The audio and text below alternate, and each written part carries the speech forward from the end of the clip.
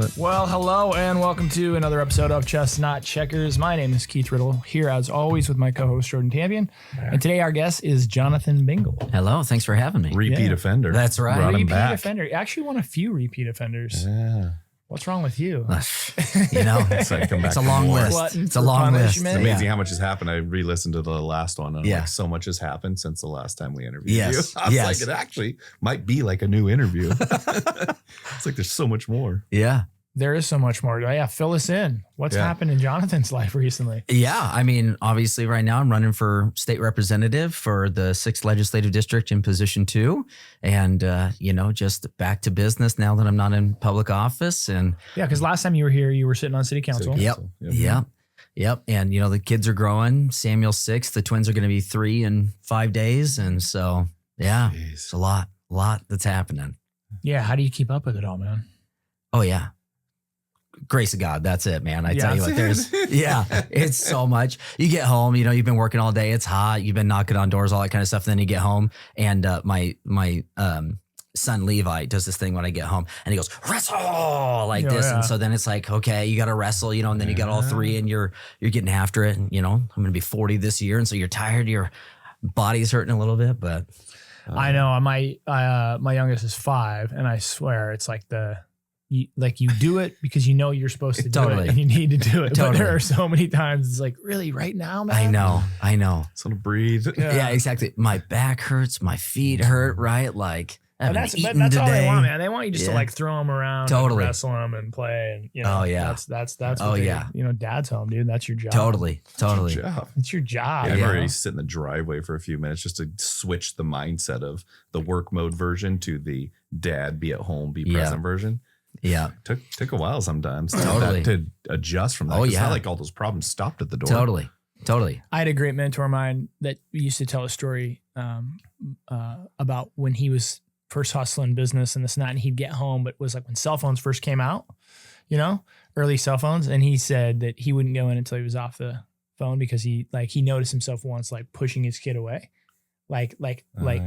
Subconsciously or even Yeah. actively, like he was coming through the door on the phone and they were like, "Daddy." Right. And he was like, no, shh, and pushing him back. Yeah. And he was like, that was it. That was over. He was like, I never would walk in the back door on my phone again Yep. or like sit in the driveway Yeah. because he's like, that's terrible, right? Like, I don't Yeah. want like my kids like so excited to see me Yeah. and runs up and I'm immediately like Totally. telling him to be quiet and pushing him away. So Call that important. I remember he told me that before I ever had kids or even anything. And I was like, oh, dude, that's such good advice. Yeah. Yeah. Well, it's hard in politics too, because like your phone is always ringing, Yeah. always, Oh, I'm sure. and you have to find ways to be like, okay, so that'll be okay until tomorrow, right? That'll be okay, but gosh, man, yeah. What's the top call you get? Like, what's somebody calling you for? Right now, it's campaign stuff, right? Like, hey, we got to pay this bill. Hey, approve this mailer. Hey, we got this Yeah. text message going out. Like PR related, All of promotional it. campaign. Yeah, exactly. Hey, we got this video to shoot over here. How many doors have you hit this week? How much money have you raised this week? Right. All that kind of stuff. And it's all that. How do you, What do you think about these other candidates? Yeah. Who should we vote for? It's nuts. I know I haven't seen your smear campaign yet. Figured that was coming out soon. But yeah, who are you going to smear, John? Come somebody on. you can throw in the That's bus. right. Yeah, that's right. Yeah. I think typically the smear is against me. Yeah, I was gonna say, but, yeah. He's like, Yeah. you're like not used to it. You're like, I don't know. I've never tried to smear Never tried anybody that. before. I'm always the guy getting Oh, smeared. yeah. That's right. That's right. Gosh. Oh, that's hilarious. Yeah. Well, probably not that funny, actually. My wife just stays out of it all because she gets so mad by it. And I don't blame her. Yeah. But Yeah, so you've had a few months to reflect back on Yeah. the city council now. Yeah. A, what do you miss about it? Yeah. And B, what do you like or not like about the Yeah. direction they've gone in the few months? yeah, there's in the time away, you remember that like politics isn't actually real life, and it's like you're in it and you're fighting every day, but then you come home to your kids and you're like, oh yeah, this is what's important and all that kind of stuff. And there's so much inside baseball in it that like nobody actually even cares about. And it's like, guys, go touch grass every once in a while, right? Like go be with the people, because I know that this group that's very loud and vocal, like you want to represent them, but like nobody actually cares about what they care about. So go do this. And so I miss being in the fight every day. You know, I miss being able to help advocate for my people. You know, again, I was born and raised in that area. You know, I knew the needs and the challenges there, and I miss being able to elevate those voices. But again, it is nice to be able to take a break and not live it all day, every day. And so, yeah, I obviously disagree with a number of the decisions that they're doing. And again, like I said last time, I think they're doing it with good hearts, but it's just like, at some point you have to acknowledge what reality is, and you have to realize that there are real effects to the policies that you pass that might actually, and oftentimes are hurting the people that you're trying to help.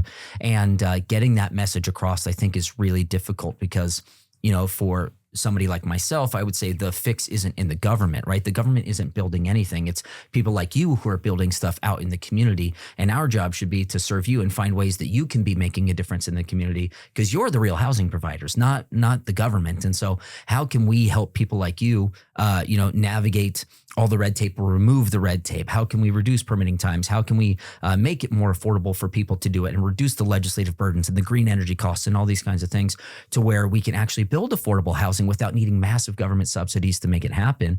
And every bit of regulation you add on it, right? The right to cooling, that's going to cost a lot of money in older buildings. How is that even possible, right? I mean, there's just so many things about it that, again, I think they're doing with good intentions. We don't want people to die of heat exhaustion and heat exposure, which I think is a very noble goal. But what you're going about is going to leave people without homes more than it's going to be helping them. And so it's tough to be in that situation. Now they have heat exposure on the street. Right. Yeah. Correct. Yeah. Or it's like, I'm dealing with a situation right now. There's a manufactured housing park out in the West Plains where, PFAS infected their wells, right, through no fault of their own. And for them to be able to deliver clean water to their people, that's a $750,000 investment, right? But the state of Washington just passed a rent cap on them that was even more strict than everybody else. So for everybody else, it's 7%, plus CPI, or 10%, whichever one is less. For manufactured housing, it's 5%. Oh, wow. There is no a pellet board. There is no relief for any of it. And so what could end up happening is it becomes financially infeasible for her to actually be able to make the repairs necessary to where people can live there and have clean water. Right. So they end up just shutting it down, and they haven't shut it down, but this is a real possibility. And then 250 people are now without homes. Right? Like, again, what you're trying to help people, and I can appreciate that, but the downstream effects of what you're trying to do is actually hurting the people that you're trying to help. Yeah, because Commerce just passed the 10%. Yep. And so what's super interesting about that is, as a landlord, you know how much I bumped rents over the last 2 years? Yeah. Dropped it 1 year, so negative, and then we went up 1.5% maybe. But guess what you're going to do now that I know it's 10? Correct. Yep. You're just going to go to 10 every renewal. 10, it's going to be 10%. Yeah. And I was like, what are we doing here? Yeah. So that makes, it's a frustrating piece. It really is. Again, good hearts, good intent leading to bad policy. You said the wells got infected with PFAS. What's that? PFAS is it's polyfluoral something or other, but it's what they call a forever chemical, right? And it's very dangerous to the human body. It lives like in your cells. It lives in the ground, right? It's just there forever. So it came from the firefighting foam that like Fairchild and the airport and the fire districts were using, and they were mandated to use it, right? And so it was the federal government and the FAA saying you need this to be able to do it. It would smother flames, from the airplanes and stuff like that. Very effective, right? Problem is that it's also like super bad for you, and it's like seeping, has been seeping, and is in the water and in the wells. And so now like all the ag land out there is worthless. Correct. Because you can't grow anything on it. They won't let you raise cattle on it. They won't let you raise livestock of any kind on it. And so even all the people out there, I think, have a very legitimate criticism of saying, you're still taxing me as if it's this valuable, but it's not this valuable at all. We need a massive reduction on our taxes.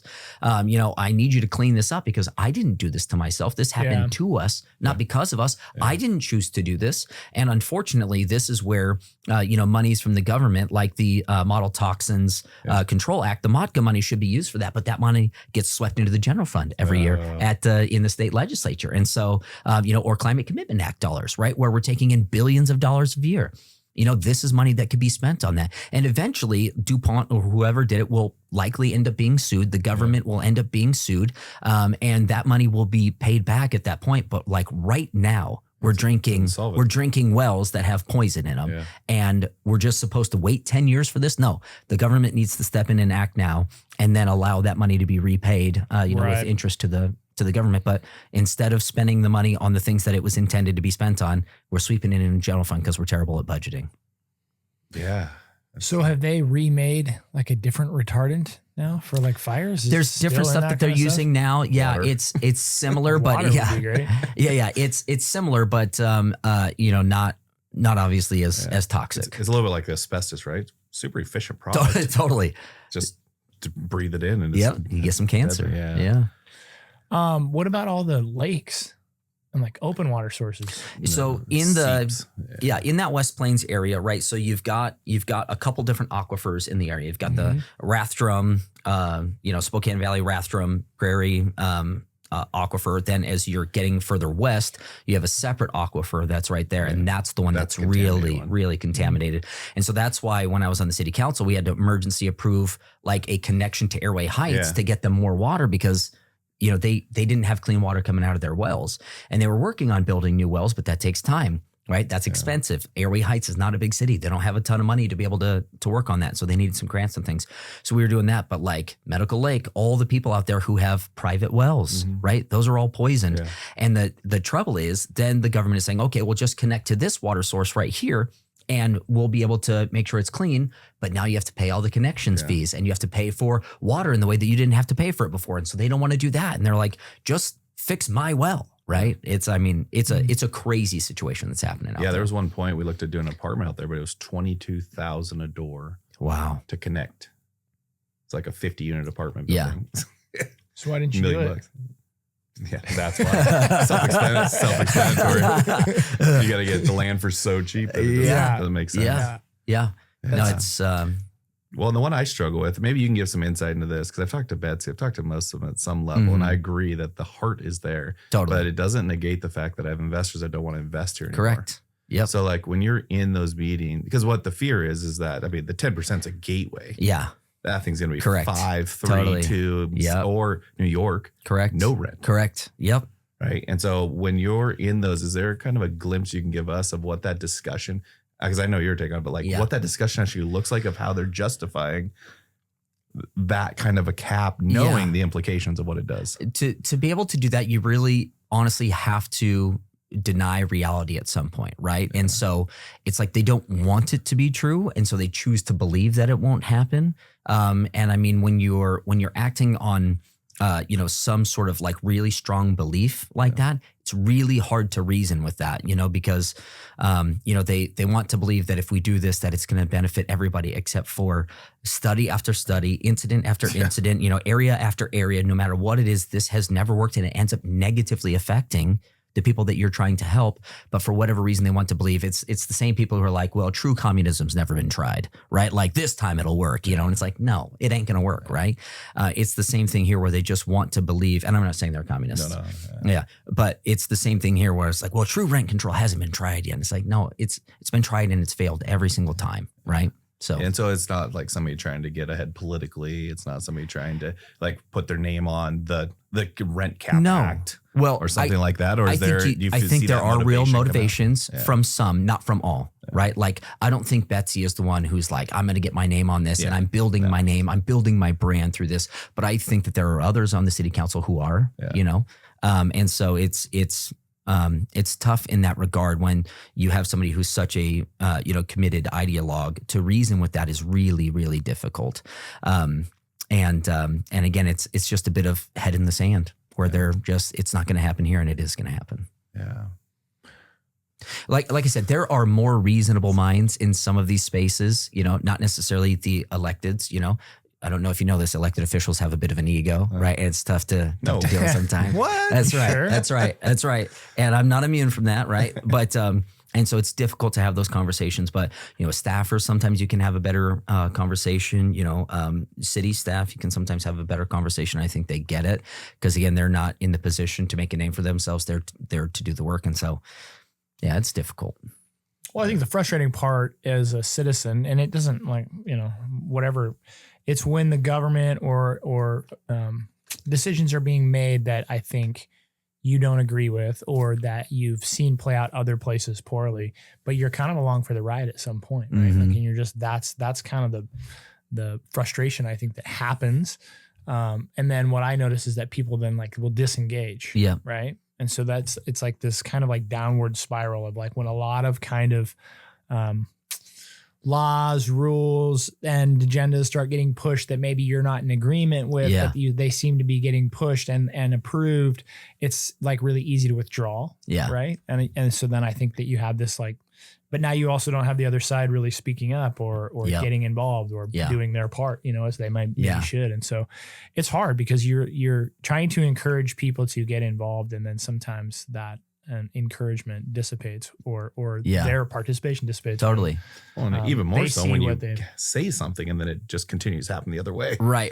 You finally Yeah. do get involved and you're trying Yeah. to push, and then it's like, Or there's some retaliation Yeah. against you, Yeah. right? Like a lot like a of chud business or- owners. yeah. Yeah, 100%, right? Okay. Like, and it feels like they try to make an example of somebody so that they don't have any more resistance there. And it's really unfortunate. But again, that gets back to your point of like, well, then investors are just going to choose somewhere else because like the government is so unreasonable. It's unfeasible to make any money here, and investors are there to make money. Yeah. It also helps the community, but they're there to make money. And if I can make money in Idaho and I can't make money here, then I'll go there. Yeah, definitely. I mean, and that's what I'm seeing. I mean, property taxes were down, across ours almost 15%. I'm like, that's like direct Wow. revenue Yeah. that goes in there. Yeah. And so it's, I don't know. We speak on it a lot, but my Totally. last city council question: what do you think the greatest thing you accomplished when you were on there, or that you're most proud of? Not greatest, most proud. I of. have a few things that I'm really Oh, proud okay. of. So, and it's hard to separate them because some of them were good development regulations that I thought Yeah. made a real difference. And then there were some that were, the public safety elements that were really good. The one that probably, I'll say two. So my work on like the GFCs and the impact fees, I thought really slowed some things down and made a much easier, ramp for. And so for our folks. listeners, was it the general facility charges? Yes. Yeah. Yeah. And impact fees. And they were 20 years old. They hadn't been updated. They needed to be right sized, but where they would have gone would have absolutely crushed housing development in Spokane. And so how do we, and this is the thing that I tell, Republicans all the time is like, listen, we're not anti-tax, right? Like, and you can't be in an anti-tax position because then you can't build the roads and keep people safe, right? Like there's a certain level of acceptable taxation, right? And so don't be afraid to engage in these conversations because it needed to be updated. That way it wasn't on the backs of ratepayers, right? And here's a win-win where we can all get on board. So I'm really proud of that one. And then also probably right as I was leaving, the ban on obstruction and camping on all public property in the city of Spokane gives police the tools that they need to maintain our public spaces. And I think that was a really big deal. That was probably what I came in wanting to accomplish. GFCs happened because I wanted good business climate, but wanting to make Spokane a safer place. I think that gave us the tool to do it. Whether or not they use that tool is not on the legislative branch, that's on the executive, but it's there. Yeah, that's it. It's better, Yeah. at least optically. Yeah. So, I feel like it's gotten quite a bit better Yeah. downtown Yeah. over the last year. I agree. Good. Yeah. That's my vibe. I mean, Yeah. other people might disagree. And I think it depends on where you're at, right? Yeah. But as far as my Yeah. experience, I think it's gotten a lot better. Yeah. And that So- was October of last year. We passed that ordinance, and so it was, So it's pushing almost a year. yeah, pretty close. Yeah, it was immediate impact. I know Yeah. that. And then, Oh, absolutely. Yeah. And it was good. It's something that's necessary. And again, for people who, when people like me talk about this and they say, oh, you guys just want to criminalize homelessness. And it's not that at all, right? Like I want to help people. There are behaviors that are 100% unacceptable. And I do want to criminalize that behavior, but I'm not criminalizing a person because they don't have a house, right? It's you can't do drugs. Whether you have a house or not, you cannot do drugs in public. That's just an unacceptable behavior, that kind of stuff. Right? You cannot block a sidewalk, whether you have a house or not. You cannot block a sidewalk. We need this for commerce. We need this for travel. We need this for kids. We need this for everybody. It's public property. You can't block it. I know it got to a point there. I had a few drinks at Brick West, and I live across the street. We finished up the Lola Lofts, and I remember walking out and I had my beer in my hand and I was just going to go out the gate and walk home. And then when he's like, what do you do? You can't go there. And I was like, look at this guy. And there was a guy shooting up meth. And I'm like, he's just fine. I think I can make it a block with a beer in hand. Like I didn't, I finished it before, but it got to that point where like, is anything illegal now? I know. I mean, what are we calling illegal? I know. This is crazy. I know. And I would say that it's not as bad. But. Yeah. You'd be the guy that got a ticket. Oh, I would have been the guy that got a. What would that be? I mean, it'd be open container, right? Yeah, open container. Public. I don't know. Yeah, something. You'd get a ticket from citation. I would get something for that. Yeah, because I wasn't driving. Well, I keep asking all the questions, but I can keep firing. Oh no, I'm just curious. Like, what, Jonathan? What are you envisioning at the state? Level. Like, I mean, it's obviously a really difficult position. You know, I'm very Republican. You know, it's not a state that's favorable. Correct. That's favorable to us. And so, I mean, it's a real uphill battle there. But you know, when you look at things like what does government exist to do, right? Yeah, government exists to keep the people safe and build the infrastructure. That's really it. Washington State, again, I think with really good hearts and wanting to make a difference, has got into a lot of spaces that government was never intended to fix because government can't fix it, right? There are real practical realities. Then there are questions of, you know, how do we fix brokenness? And government just can't do that because it can't answer certain questions that heal the brokenness. And so government needs to get out of that space and focus on the things that it's intended to do, which is keep the people safe and build the infrastructure. And what's so upsetting is that in Washington State, our budget has more than doubled in the last 10 years, and we are still dead last in the country when it comes to police officers per capita, 50th out of 50. Okay. We are 48th in the country when it comes to our road system, 48th. Okay. And it's not a lack of money, right? We have $80 billion in the budget, right? And we're still 10, 15, $20 billion short, you know, based on projections, which is insane. We've passed the largest tax increase in the history of Washington State. We've passed the Climate Commitment Act. We've passed the income tax. We've passed all this kind of stuff. We're sweeping money out of pensions. We're doing all this. And still we're tens of billions of dollars short in this. And our roads are 48th in the country. And we're dead last when it comes to public safety personnel on the streets. Now, good news, bad news. We are number one in a couple of things.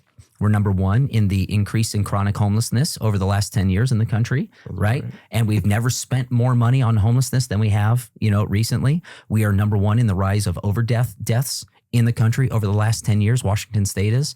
And so at some point, I think the citizenry is going to have to look at it and say, okay, we don't like Trump, we don't like Republicans, but maybe we need a shift in leadership in Washington State. And, you know, I'm going to be 40 this year. We haven't had a Republican governor in my lifetime, right? And so it's crazy. What was the last close? Dino? That was closest? Dino was closest. And then before that, I'm trying to remember his name. Spellman might have been his name. Okay. But yeah, 85. I was born in 86. 85 was the last time we had a Republican governor here. And maybe again, if we and again, this needs to go for every single public official. There are a couple of issues that are very charged that really don't make a huge difference in most people's lives. And that's what every election becomes about. Mm-hmm. And it needs to be like, come here with me, join me on like, we're going to build your roads well. Your bridges are going to be maintained. Your families are going to be safe. You're going to have a good school system, right? You're going to have a good park system because that's what government exists to do. And outside of that, like, we're not going to get involved. I think that's a message that would resonate and people would really like, because Washington's best days are still ahead of it, right? Without a doubt, right? Like, it's such a beautiful place. It's such an amazing place. And if we can just get the government out of the way and let, again, the people who are actually build, let the people who are actually doing the work do the work. I mean, Washington's going to just absolutely shoot to the moon. Yeah. Well, I think you hit the nail on the head when you said, let me start with talking about what the purpose of government is for. I think that really that right there is the difference between the Democratic and Republican side of things. A lot of times it's just that basic fundamental understanding. Like, it's here to protect and it's here to make things possible. But like, I don't know that they would agree. Right.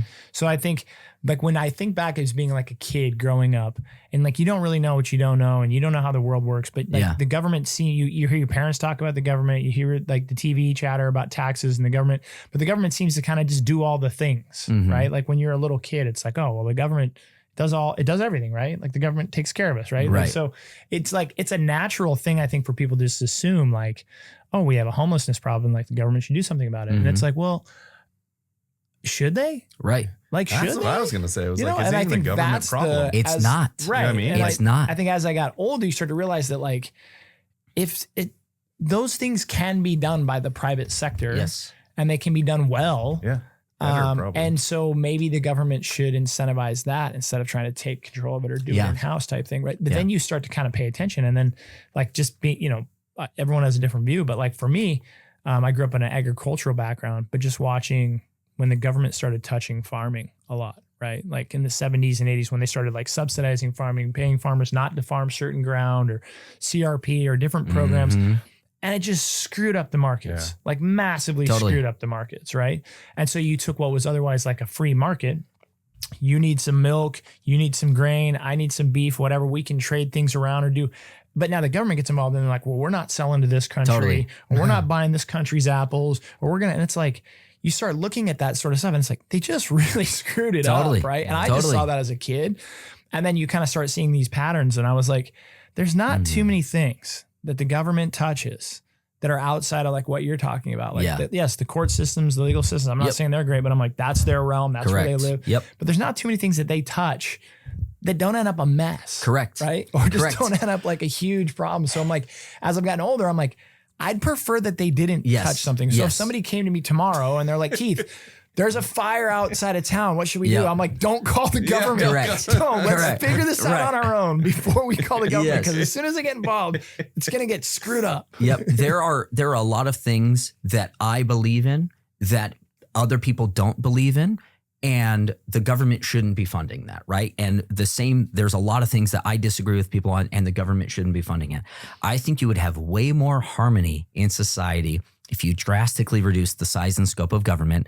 My taxpayer dollars aren't going to fund things that I hate. Your taxpayer dollars aren't going to fund things that you hate, because all it should be doing is keeping you safe and building the infrastructure. You know what I can agree with a lot of people on? Do you want nice parks? Yeah, I sure do. Do you want a good school system? I sure do. Do you want good roads? I sure do. Do you want clean water? I sure do. Do you want to be able to walk downtown without getting shanked? I sure do, right? And so those are things that you will find massive agreement on. And again, it's the fringe areas where we're not finding agreement. And that's where a lot of money is going, and people get very frustrated. If we just stop having the government be involved in that altogether, now you're not so mad.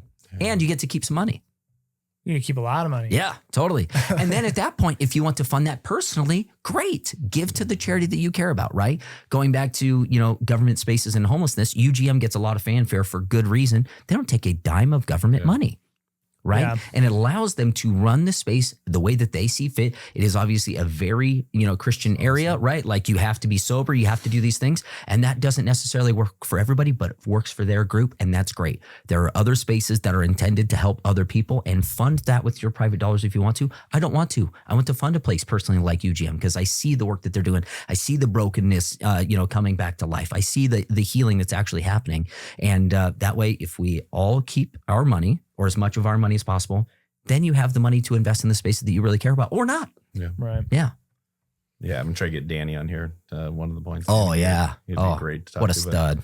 But it just seems like a messed up approach, but you're about to go into even a bigger lion's den. How do you prep for that? Yeah. So again, being the state legislature, I will specifically say that's right. The House representative of the state legislature. That's right. And I say this with much love and respect to my fellow Rogers graduates. But when I was there, I was on a lot of sports teams that were not very good, and we lost a lot, right? And so I feel like I've been prepped for this moment, sort of my entire life, knowing that I'm going to go into Olympia and I'm going to lose a lot on things that I think are really good policy and that sort of thing. Squeak one in here or there, in the way that I did on the city council, but be able to fight for those things and, keep a good head up. And so, it's going to be a tough environment. How do you prep for it? I mean, personally, I pray a lot. I try to, spend as much time with my family as I can, knowing that it's going to be tough for the few months that I'm over there, because you live over there for the few months, right? You don't get to see your family. It's you can come back as often as possible, but I mean, it's a real huge sacrifice. And so I think I've prepped for it, but it's probably one of those things when you get into it, you're like, I had no idea it was going to be like this. Yeah. So we'll see. Oh yeah. I interned over there. Yes, you did. Yeah. Because even when you're off, you're not off. You're going to dinners and luncheons and all day. So every night there's a reception. Yet you chose to do it. I think I've asked you this like 50 times. Yeah. Like, what is it?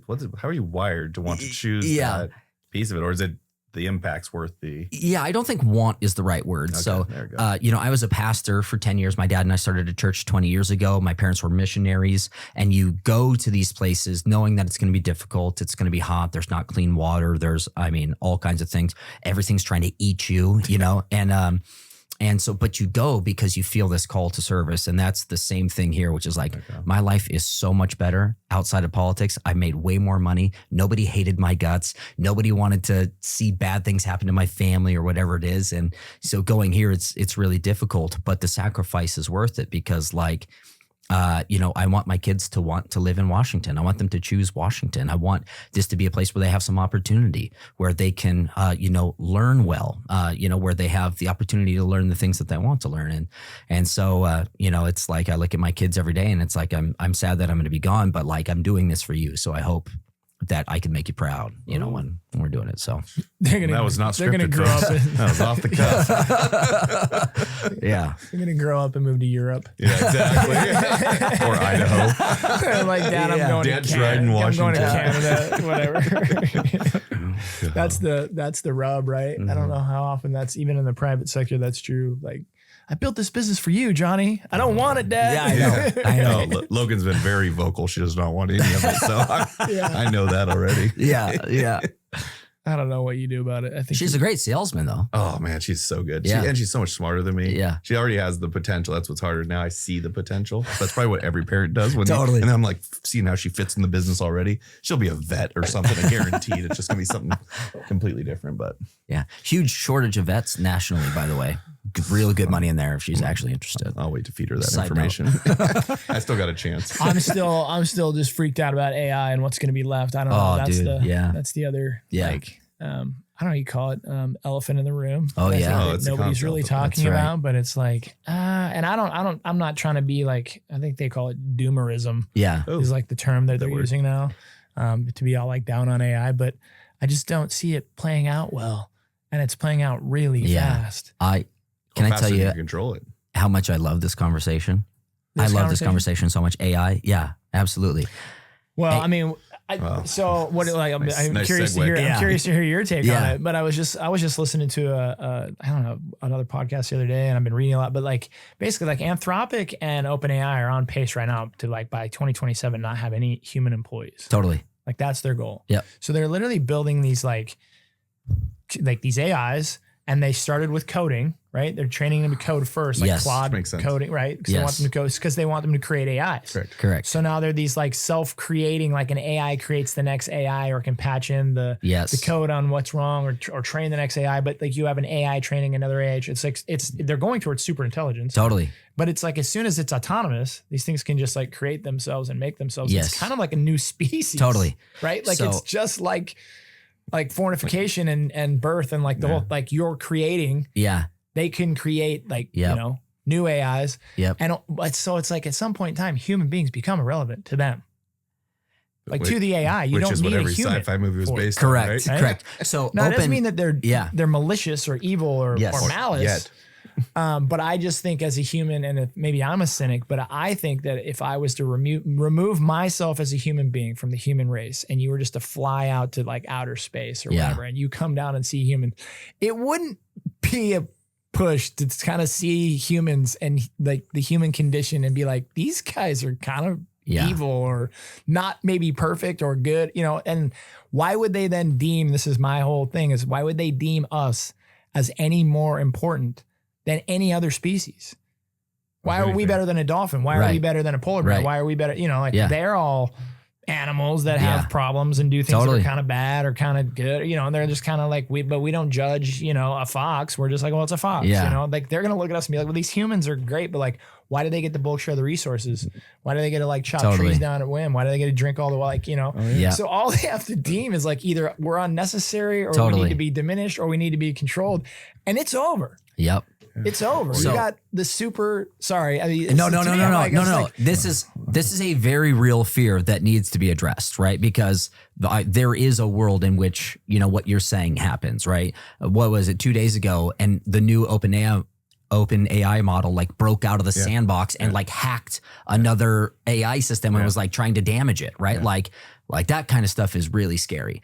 And what I'll say is that AI is obviously the most powerful tool the world has ever known. It can go very well or it can go very badly. Sure. Now, but this is not any sort of new fear at all, right? So Mary Shelley's Frankenstein, right, was written because they were worried that the Industrial Revolution was going to do the exact same thing that we're talking about right now, right? And so like the machines were going to build themselves, and I mean it's not a new fear that the world has had. It has never gone that way, but there is, with every greater and more powerful tool, there is the opportunity for a greater and more powerful downside, and AI obviously has a greater and more powerful downside than the Industrial Revolution. And so if there's a way that we can actually address these fears, right, then I think that AI can be something that actually takes humanity and makes it an interplanetary species, and we actually start to explore the galaxy and we start to do those kinds of things. But it can also be exactly what you just described. And so this is where the hard stuff, the previous stuff is it never created the brain. Right. Right. Sure, you have Frankenstein, but still somebody has to operate it. Sure, you made another tool, somebody has to operate it. Even the internet, you had to still operate it to find it.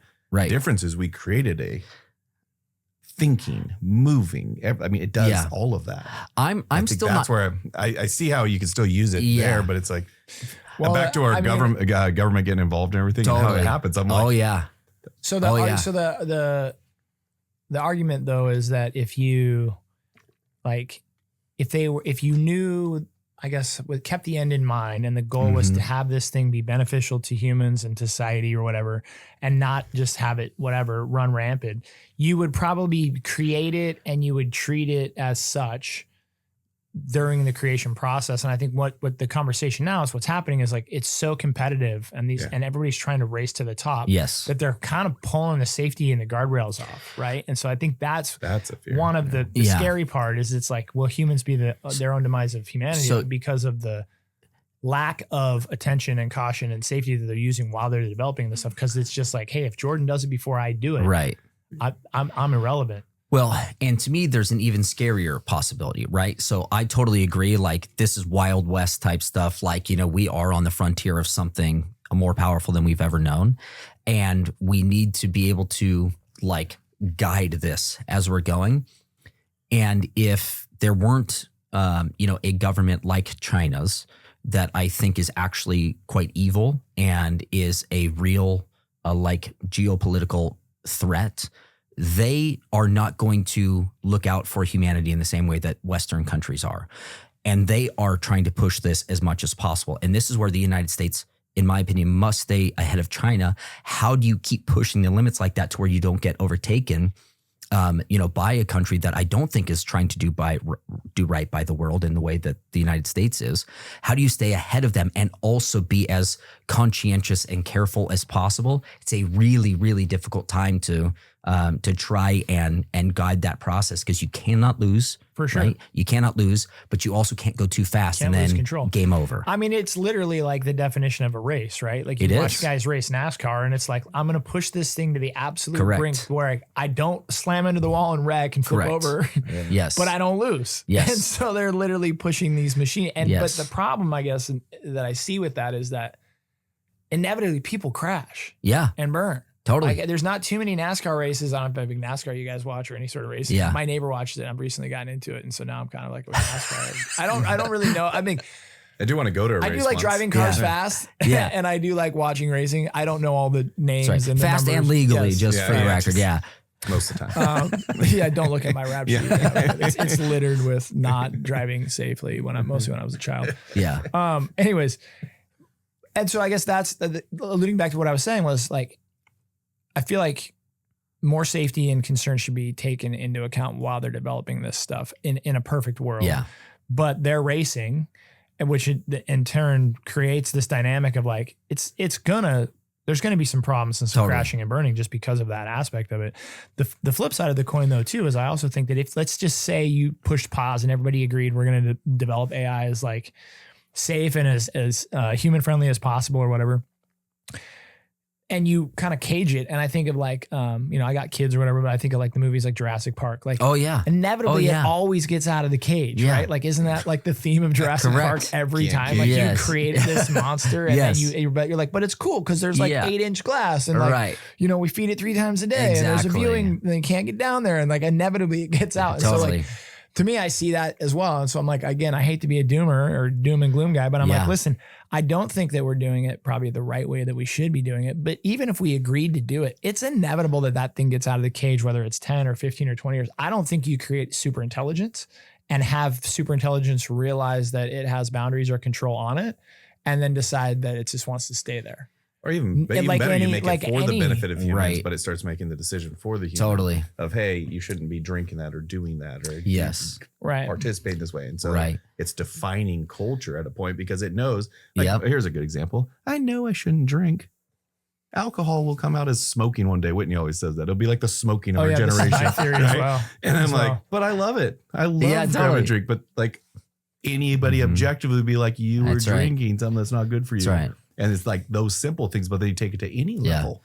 By the way, the Triple L Brookwest beer is a great summer beer. Good. Yeah. Again, to clarify, I still drink quite a bit with that. But, but it's like that part where but it was like the social piece, those parts of it. But you look at them like, what if it starts defining that? Because there's a lot of things humans do that aren't good for humans. Totally. Even if you were like, hey, make me one that's good for humans. Right. It still is going to reshape humanity in ways that are against culture. Like it's going to look at homelessness. How's it going to solve homelessness? Totally. And again, there have been existential threats to humanity forever, right? There have always been existential threats. Humans are incredibly resilient. Humans are incredibly adaptive. And I have no doubts that we'll deal with this one and overcome it as well.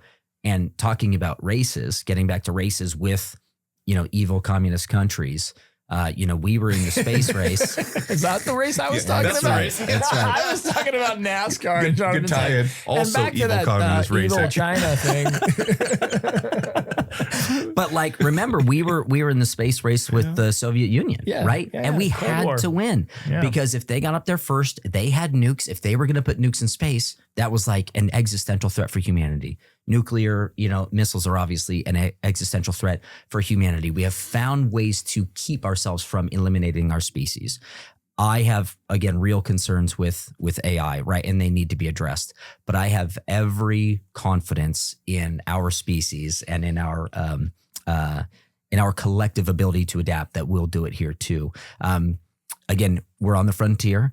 It's difficult looking at what's going to happen. Again, that powerful of a tool can be used for good or evil in a way that we've never seen before. And it's just like the internet, right? The internet gave,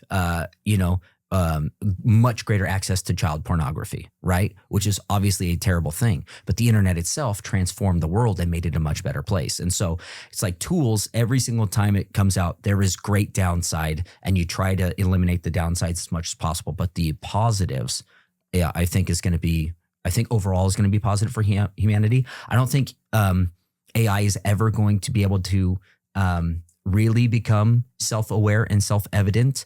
Obviously being very Christian, I believe that we are created with a soul. This will always be a machine. We'll never have a soul in the way that humans do. I don't know that it might be able to fake the Turing test, but I don't know that it could ever actually pass the Turing test and do that. So I have my doubts on AI's abilities, right.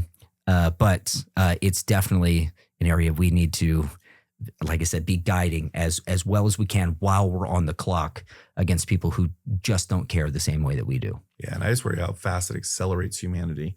One of the things that makes a ton of sense. There's a guy that I listened to, and he's literally downloading every day. He has this, forget what app it is, but it takes every conversation.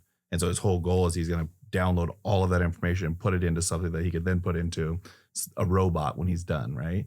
And it's that idea of like, makes sense. Like, right, if I could go have the same conversation that had the memories, that had the things, and you somehow explain to somebody that that's Yep. the same. Totally. Maybe But I if you train, I just had a morbid thought. Maybe if I train a robot, all the conversations I like and in my life, then like when I'm old and have Alzheimer's, it can just be like, no, Keith, remember? It's your wake up. Exactly. Mrs. Right. Schmick was your second grade teacher. Right? Yeah, Just helps me through the day. Like maybe passed away and they had downloaded every Right. podcast, every book, I did everything. Yep. And then Logan's like, hey, Dad, Yep. how was it like when you were Totally. Well, and But I think this is back to the point about like it can fake it, but it will never be it. And so it's like it can never be Jordan Tampien. It can know everything Jordan's ever done. It can know every struggle that you've ever had, but it can never be Jordan. And I don't think it wants, well, that's, I guess, so caveat is like, I don't know that it wants to be human or replace humans. Mhm.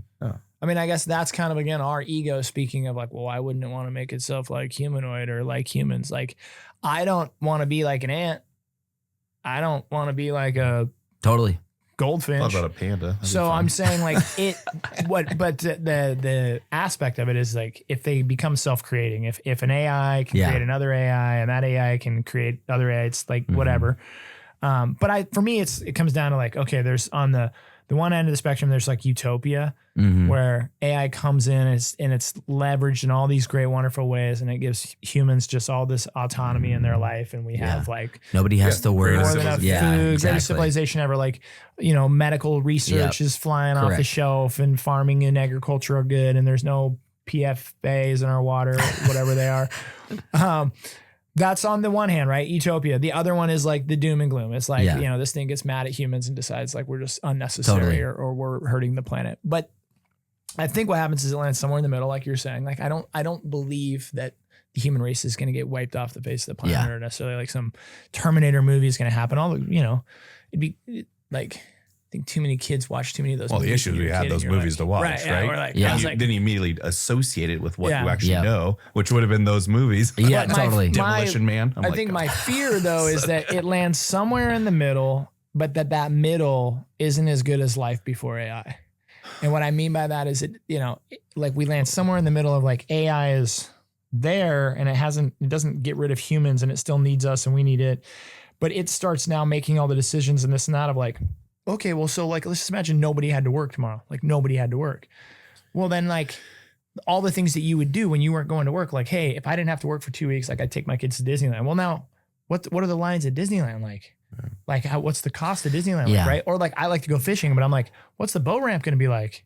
Like how many people are going to be fishing? Like how, like what's the, how can we all just go do these leisurely activities when now everybody's doing like, what's every hiking trail look like? So the paradox, I guess, would be, we create this AI thing to create this utopia. And what we end up is in a soup kitchen line and they're like, no, you get 1 cup of coffee a day. Right. You get 1 donut a week.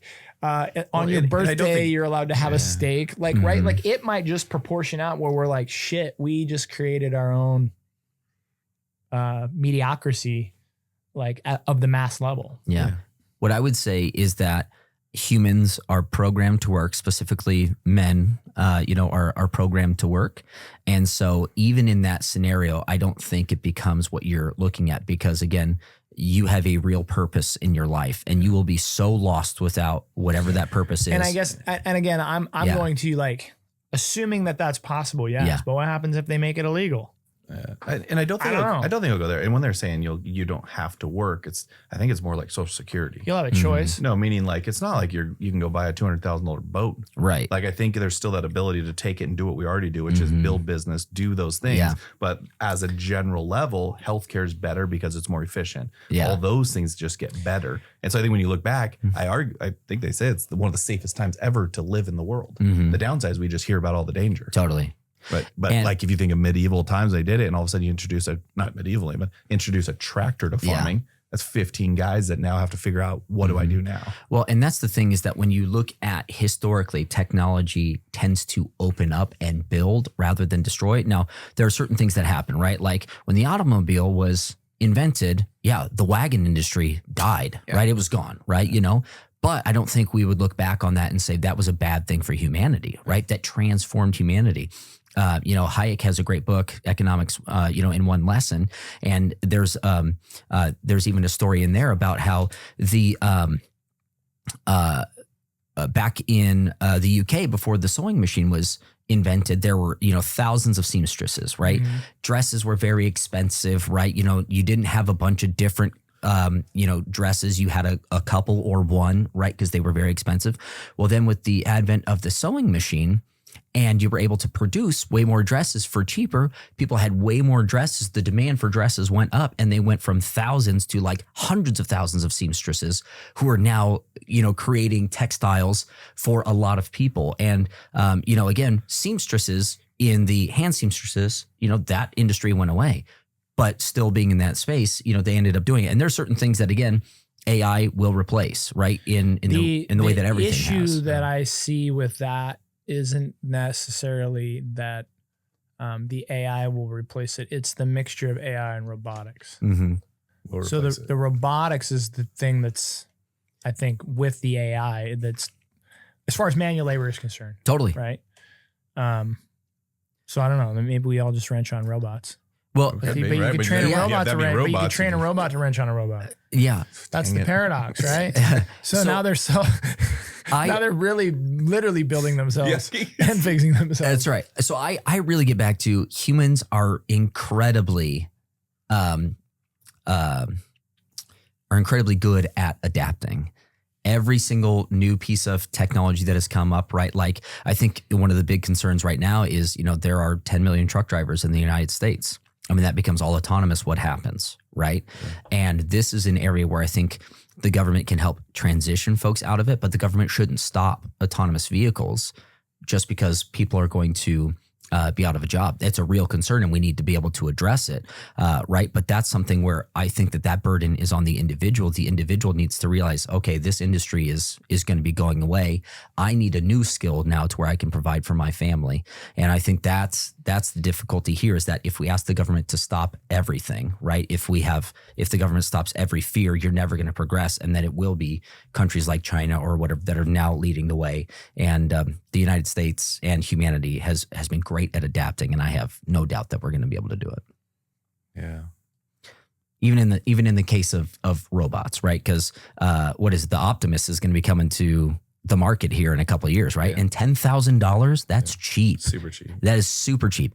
And again, I think there are ways that this helps us, right? Like on the farm workers, I think right? It's been great for a while. I'm just curious how it plays out long term. Totally. And again, long term, I understand the fears. I don't share them in the same way because humanity has adapted to everything to this point, and I have no doubt that we will again.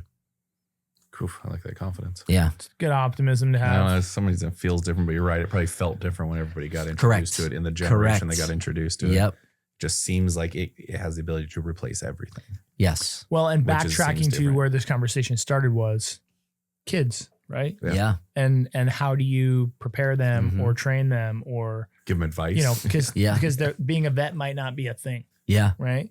So I'll tell Logan that she'll be crushed. Well, I don't know. I was saying yeah, it's probably true. Precision laser surgery, makes more sense. Rolodex of AI, totally, symptoms and all that stuff, medicine. So then what are you telling them now, right? Like, what are you telling your kids? Like, I mean, it's like, I don't know. Like, I guess you kind of just teach them to be really good human beings and just know that they'll adapt well as humans adapt, and they'll have the core fundamental skill sets of like that, being able to adapt nimbly because you've kind of given them like the fundamental basics of like integrity and honesty and hard work and responsibility and discipline. And I think what's going to happen is you're going to see a real return to religion in a lot of ways, because again, you're going to find out like, who am I? What do I exist to do? Why am I here?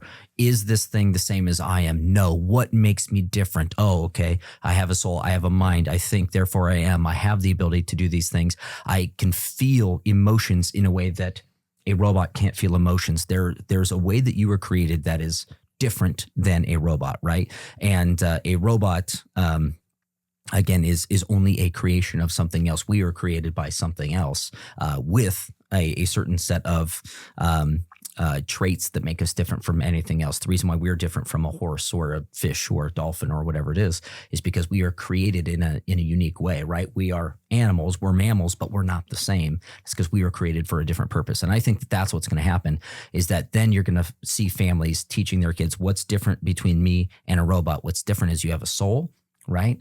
heaven and hell are real. There's a real place that you're going to go after this. You were created to glorify God. You were created for this, because those questions of meaning, which are very prevalent right now, will only grow is that if it can replace me at my job, if it can replace me here, what am I here for? What do I exist for? And I think that those questions are going to become very prominent. And I think you're going to see a massive shift to religious adherence, not necessarily just Christianity, but all over the place.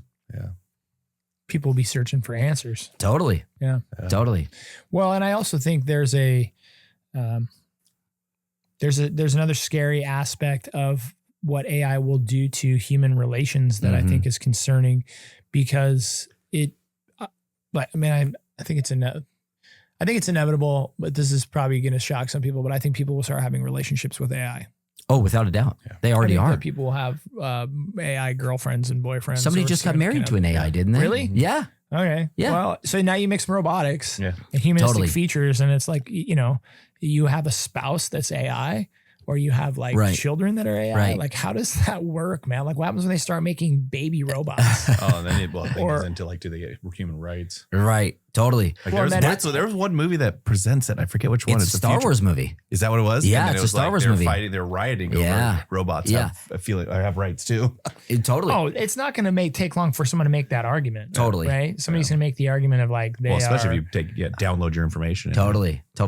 I'm excited for all those arguments, by the way. That's the frontier that I think I'm walking into, in government for the next 10 years. I mean, these are real questions that are going to have to be addressed, and where you're going to have to Yeah, it's argue. early front. AI is amazing. Oh, yeah. It's transformed how Oh, I do absolutely. work, how I analyzed. So I think Absolutely. there's also a window of just great advancement of technology, Totally. And I'll innovation. say personally, right? I've lost, 13 pounds over the last 5 months or whatever it is. And it's because I told AI, man, I have a terrible eating habit. Like, I need this. Help me, create a not just like a meal plan, but also like a shopping list and everything like that.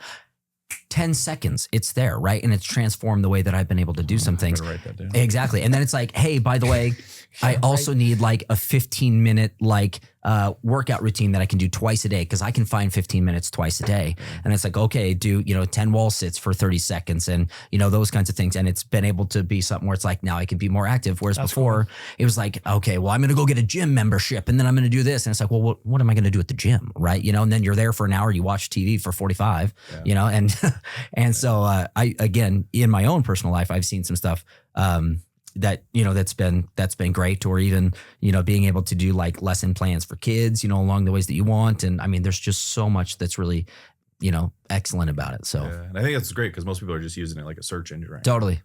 And that's what's funny. There's probably 0.005% it's way that are better than a actually search using engine, it. though. I Yeah. can tell you that. Oh no, it's way better. Yeah. I had it diagnosing my truck the other day with me. Like, I was like, this is Dude, awesome. Yes. You I just know? take pictures of stuff and say, how do you fix this? How do you do it? 100%. And it usually pops up and it's like, oh, that's a TCL What TV. model? Yeah, It's actually exactly. cheaper for you Yep. to replace it than Totally. just to fix it. And I'm like, oh, Totally. thanks for that. Dude, well, and the economic models I do for myself, Oh, even yeah. at home, where it's like, okay, so this cost me $150. This part is going to cost me $50 to fix it, right? Like, what's this sort of thing? And it'll pop out. Yeah. And just like you said, right? Or like when I'm measuring stuff, like, okay, so this bracket is here. Here's the size of my wall. I want it dead center. And then it's like, okay, this kind of stuff. Like, there is, again, and I'm still using it, I think, like a child compared to some people who are like building worlds and all kinds of stuff. But yeah, I got to start somewhere. that's right. Good. That's right. Gosh, state policy into AI, baby. I know. I feel like I just saw Jonathan's future. Like, I feel like he's going to be like a Star Wars politician. Oh yeah. Like, See that one. right? Not Like- Emperor Palpatine, though, Yeah. for the record. Yeah, yeah. I don't Just know to Star Wars clarify. that well to get Oh, that okay. reference. They were the bad guys. Bad They were the guy. You Empire. don't want it to be that yeah, one, yeah, yeah. yeah. Unlimited power. Yeah. Nerd. Okay, Nerd. great. We got another glimpse into Jonathan. But we didn't. AI. No, I mean, like, Wars. somebody's going to have to control the robots. Maybe Yeah. that's your calling. Yep. Well, again, I think there's a lot of people in the AI space who recognize that they need to lead on this space, or else the government's going to do it, and the government doesn't understand it the way that they do. And so I've been listening to a number of podcasts myself and listening to those leaders talking about convening spaces and creating their own governing bodies to make sure that things are being done. And I forget the exact specifics of it right now, but as they talk about it, I think to myself, I think that's a very good idea. I think that it will be very helpful when you have people who understand it being able to lead the way and also share the same exact moral concerns, the purpose concerns, the future concerns, as the rest of the people, because they're in it. They see the power. They watch as it escapes the sandbox, right? They see it and they realize this is more powerful than we've ever known, and we gotta get something together. So again, I think that we're gonna find a way to do it. We can't handicap ourselves so much though that China wins, and China just doesn't care about the world the same way that Western civilization does. Yeah. So, why do you think that is? Completely different set of, moral values, political values, all kinds of stuff. So, yeah, I know there's a ton of differences. Just curious if you ever put your thumb on the primary. Well, sometimes it's just like you look at the difference we were talking earlier, like the difference between the Republicans and Democrats. I think it really comes down to a fundamental difference in belief of what the government's correct designed for. Right? Yep. So, and I think you could chase everything back to that. Yes. I don't, every time you look at all these arguments, regardless of whether this is right or wrong or whatever, I think it just comes down to they believe that the government has a larger role in our lives than I think a lot of the more Republican style beliefs are. Like the government should be small and control, or, even if it's larger, like it has a very specific. Yeah. And so I think, again, tracing it back to me, it's not the answer to all of these questions, but it's the fundamental root cause. Like the fundamental root is they just have a very different view on what the government's mission is. Yeah. And I don't know if I've ever looked at, I am not privy to or party to China's politics or history of politics or their primary. I know the gist of some, but again, it's foreign to me. And the thing is, this is where like somebody like Trump is really good on something like China or Russia or Iran or something like that, because there's a great book called The Bully of Asia, and it's about China. And it talks about the way that they see the world versus the way that we see the world. And a lot of Western leaders try to treat them as if they're a Western civilization with Western values, and they're not, right? You have to understand who they are and speak to them in the language they understand. And this is where I think, Trump, for, all the ways that I disagree with him on foreign policy, this is why I think he's been so good, is because he understands strong men in a way that I don't think most other people ever have. And so it's just a different set of values. What is good, to them is different, to us. And there are a lot of religious differences between Buddhism and Christianity. And whether you want to acknowledge it or not, Western civilization is built on Judeo-Christian values and Greek reason, right? There's a reason why the English Enlightenment went the way it did versus the French Enlightenment. And so, it's, keeping those good moral values of, again, the Judeo-Christian worldview has led to America's success and Western civilization success. And it is just a completely different set of values that guides them. And so if you don't understand who you're talking to, it's just like marketing, right? Like you got to know your audience. Buddhism seem like they're pretty mundane in the sense of like, they're not aggressive or like. Right. There's differences in believing that there's, a heaven and a hell, and you want to help people because God says that you're going to help them. There's a certain level of altruism in Christianity that you don't see in Buddhism or Hinduism, especially in some of those karmic cycles where it's like, you get what you deserve, and in the next life, you're going to do this. Well, if I help somebody, then there's a real argument to be made that I'm actually interfering in the karmic cycle and doing a bad thing because they are supposed to get what they deserve. And so it is just like completely different fundamental structures that, even if they're not necessarily negative and they're not necessarily overly aggressive or anything like that, lead to different outcomes and lead to different ways that you're interacting with humanity that are just different. Oh, I never really thought about that one. Interesting. Yeah. And again, it's not to say that they're bad. That's not what I'm saying. It's just a different set of values. Yeah. So. Yeah, which dictate how you operate. Correct. And what you do 100%. 100%. Exactly. Yeah. It's also for a guy like myself living in a little town like Spokane, Washington. And, like everybody's reality is their reality. I think that's the other thing. You're talking about going over to the West Side. You're talking about being, your next venture in life. You're going in to have conversations with people about things, but people are coming from just different realities, right? Like when you talk about different versions of reality or just different realities in general, where you grow up, what you've experienced, what you think life is like. And it's like, that's the thing that's always fascinating me about like China or some of those places, like the size of Beijing. Totally. Or like the size of like Tokyo. Totally. You're talking like, I don't know, New York is like what, 12, 14 million people or something. Tokyo is like 30. Yeah. You're like, oh my God. Yeah. Yeah. It's just a The trivia guy in me wants to be like, well, it depends on your definition of city proper versus metro areas, but it's roughly there. The trivia guy.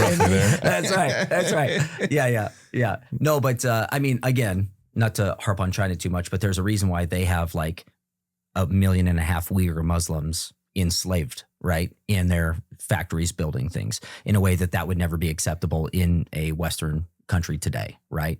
So it's just a different set of values that leads to a different outcome in government policy. No, I or the one-child policy, or Mao's Great Leap Forward, 40 million people dead. Yeah. You know, like there is a big difference in values. And that's not to say the United States is perfect. We have great sins in our past too, right? Like, sure. But you just think about it's a different way of approaching things. Totally. I never thought about that. You think like the slums of Mumbai, right? And if your thought was, "Hey, karma brought you here," totally. Like you'd never really. What did you do in your past life? Correct. Yeah. Why did you deserve this life? I never really thought about that one, because you think of that's where large slums and things like that are. And yep. And my dad was a missionary to India, and so we've got some experience there. Have you been there? I haven't. Oh, no. I always wanted to go see it. Yeah. We used to host Indian missionaries at my house though, all the time. So yeah. Well, Jonathan, thanks so much, man. It's always fun. Part 3. That's right. Listen, anytime. This is like, I love talking all things politics. How many more weeks till election? The primary is August 4th. So from filming date, we're a week and a half. Yeah. Well, best of luck for sure. I appreciate you coming on, and I have a feeling that hopefully the next time we have you on, you've won that position, and I'm going to give you some time in it, and then you can come back and tell us all what it's really like. Yeah, exactly. Okay, Jonathan, now that you've been doing it, prophetic or not. That's right. After session is over. Yeah. There we go. We'll be like, what is it really, really like? You'll also be like fully gray. 100%. It's an accelerant. It is. I'm also losing my hair a little bit faster than I was, you know. Well, you said you're almost 40. That's when everything triggered in my body too. It could just be a coming of age. Yeah, you can't blame the politicians on that one. It's wisdom. Ask Chad about it. He might have a solution. Use some peptides or something. Less stress. Is there hair loss peptides? I imagine there's gotta be, right? I would assume. I am getting all that hair loss pill stuff in my feed though now. It's like, oh my gosh. It's right, finasteride, and it's the DHT that's doing it. It works, I know. And every feed, you're like, dang. And some of it's just hereditary, right? But like, I have you gotta fight the hereditary. Oh, for sure. I'm blessed. Because you have a good head of hair. Gosh, put the hat back on. Golly, it's normally required. My mom's dad had a full head of hair till he was like 80, right? Yeah. Like till he passed. So your grandpa? But my dad, my grandpa on my mom's side, my that who would be yes. My mom's dad. My mom's dad. They have a word my for grandfather. that. Yeah. Very clarifying. Yes, the same guy. But my dad's father, my other grandpa, bald. But all of my brothers and my dad go that way. Yeah, they're all bald. So I actually had an argument with my older brother for years because he thought I was like taking hair. Totally. So he was like, "Dude, I know you're doing stuff for your hair. I can tell." You know. I would be like, "Bro, this is all natural." Yeah. But his was just like receding more and more, and he was just like, "Dude, what are you doing? I want to." You know. I was like, "Bro, I don't know. Funny. I got mom's dad's genes." That's funny. That grandpa. Mom's dad's. But. At any rate, Jonathan, thank you so much, man. Look forward to having you back, dude. And best of luck, dude. JonathanBingle.com if you're interested. Feel free to reach out. Give me a call. Shoot me an email. Happy to chat. District 6. District 6, position 2. Position 2. Yeah. Do you have to declare the position? Yeah. You do? Yep. So you're not really running against the other guy that's in, or gal that's in position 1?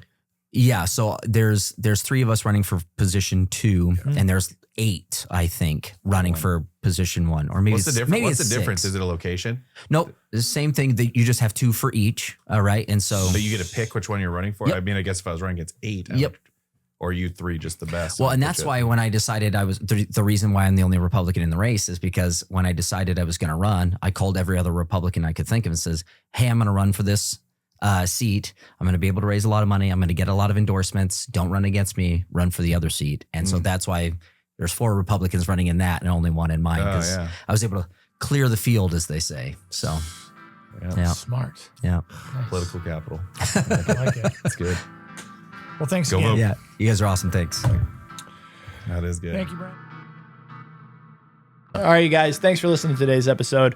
While you're out there, would you please do us a favor and give us a like, subscribe, or a follow, whether you listen on Spotify, iTunes, or YouTube. We'd really appreciate it. Also, if you don't mind while you're there, give us a 5-star review, maybe write a review. If you have a favorite episode, feel free to give it a like. Thanks for listening. We really appreciate it.